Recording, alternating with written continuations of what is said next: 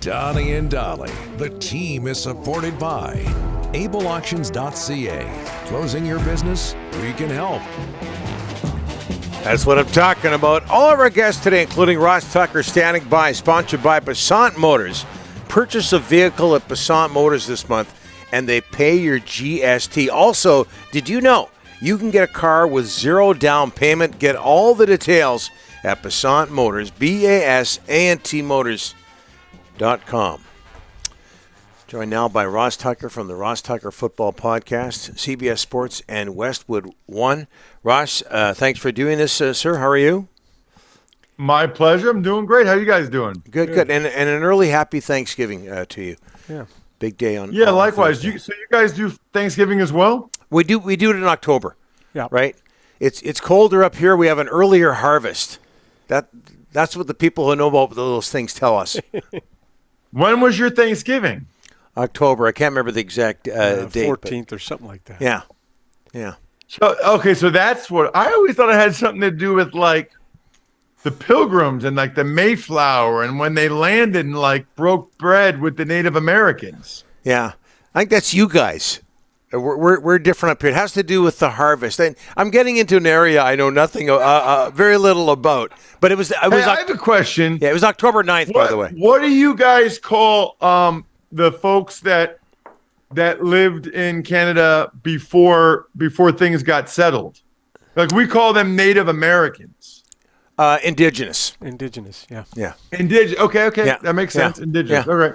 Yeah. Because I was going to think, like, Native Americans wouldn't really work that well for you guys. No. You might want to call them Native Canadians. Just a thought. That would work. That works. Hey, listen, you tweeted this out, and I know you've done it before, but I love when you talk about this stuff. You worked the game at Army this weekend. Army beating Coastal Carolina 28-21. That was on Saturday. West Point, New York. What do you love so much about games at Michie Stadium? Good question, Donnie. Well, a lot. So my mom was an Army brat. So she was born in Fort Knox, or actually she graduated high school, Fort Knox, Kentucky, born up at Fort Lewis in Washington State, right near you guys, actually, up in Washington State, Pacific Northwest. So I've always kind of had a soft spot in my heart for it. And then, the day before the game, we get a chance to always talk to a couple players, and they're just so impressive. I mean, probably as you would imagine, they have to have the academics, they have to have the football, and then they have to be the type of young men that make the decision to kind of live a different life, right? I mean, 4 years of college and then the 5-year commitment afterwards takes a special 17-year-old to say, I'm gonna go a different path for the next 9 years than all my buddies that are just going to go to college and party or whatever. So I just have immense respect for the decision that those young men make. And then the actual stadium is beautiful. It's just it's in the mountains and it's so scenic. And then they had the parachute guys come in, and when they come out of the tunnel, there's like 2 Apache helicopters above them. It's awesome. Yeah. The picture you tweeted out looked outstanding. Okay, NFL. I can't believe I'm saying this, but the Broncos, they beat Minnesota 21-20. It's their 4th straight win. They beat the Vikings, the Chiefs, the Packers, the Bills. Where is their game at? Where's Russell Wilson's game at? Well, he's much better than he was last year. I mean, last year I thought he was like one of the worst 5 quarterbacks in the NFL. I mean, definitely one of the 10 worst. And I'm not sure he's a top 10 quarterback this year, but he's much improved. I mean, he's in the top half of the league in terms of what he's done as a starting quarterback this year, especially with the turnovers. I mean, last year felt like he was turning over all the time. This year, that's the one thing that Sean Payton has really gotten him to be able to cut back on. He's not turning it over at nearly the same rate, and it's had a huge positive impact on this Broncos team. They're playing much better on defense. They're not turning it over on offense. Russell's making enough plays with his arm and his legs, and Cortland Sutton. They're on a roll, man. I mean, to win back-to-back primetime games like that, Monday night against the Bills, Sunday night against Minnesota. Yeah, I know a little bit about this, having been on teams that have had winning streaks, 5-game winning streak, 6-game winning streak. you feel like you're as good as anybody. Like you feel like you can beat anybody, and right now that's how Denver feels. Ross, the Seahawks, they lose to the Rams for the second time this year. All things aside, the penalties, 12 for 130 yards. They're the most penalized team in the NFL. Look at their next 4 games, San Fran, Philly, and Dallas. If you're going to take that many penalties against those 4 teams, it's a recipe for disaster. But why are they taking so many penalties, Ross? You know what's really interesting about that? And I want to ask you guys about this. In hockey, notice how I didn't call it ice hockey. I just said hockey. Very good. I know. In hockey, you call it taking a penalty. Yeah.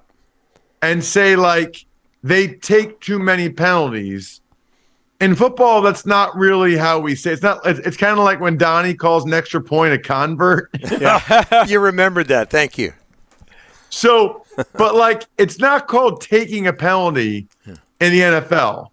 Like, my question is, when they say in hockey and they say taking penalties, is there a belief there that it's almost like a conscious decision by the player to do something that causes the penalty? Sometimes you do. There's a thing called a good penalty in hockey. Like, for instance, somebody has a breakaway late in the game, you trip them versus letting them go in alone on a breakaway. That might be called a good penalty. So there's that. Yeah, I guess the way I've always heard them phrase it with taking penalties, it was almost like in hockey, you had the choice whether or not you wanted to commit a penalty in certain situations, and sometimes you did, sometimes you don't. Whereas the NFL, like, you're never trying to have a penalty. Like, no, I take that back. I mean, if there's a guy breaks free and you trip him for pass interference, I guess that's similar. Yeah. But at any rate, the Seahawks, rather than taking penalties, Rick, I would say they're committing too many penalties. All right. Now, Pete Carroll wants them to be aggressive, and so you're going to have some penalties that are on the aggressive part of it, and those you can live with. It's kind of the dumb pre-snap or post-snap penalties that really drive coaches crazy and get them upset. I thought that was a horrible loss for the Seahawks. Yep. With what you just referenced with their schedule coming up, they're up by 2 scores in the fourth quarter, and the defense kind of melts down, and Drew Lock, I mean, not good. They talk such a big game about Drew Lock, and they love Drew Lock, and they've got confidence in him, and if anything ever happens to Geno, Drew Lock will be fine. Until he wasn't. I mean, not a single first down. He throws a pick. If Drew Lock just plays halfway decent, they win that game. Ross, can't wait for tonight. Chiefs and Eagles, the Monday Nighter in KC. They are calling for a rain and wind. Both teams coming off a bye. How do you see this playing out tonight? Well, normally I would say I think that favors Philadelphia because they're so good running the football, but they haven't run it that great, actually, the last couple games. I think part of that's because Hurts has been a little bit banged up, and so they don't want to run Hurts.